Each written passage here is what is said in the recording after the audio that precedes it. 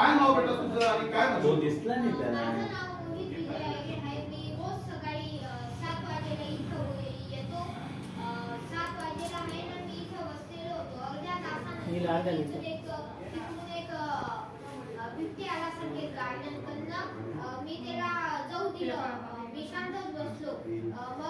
तू बघतो वाटतं मला.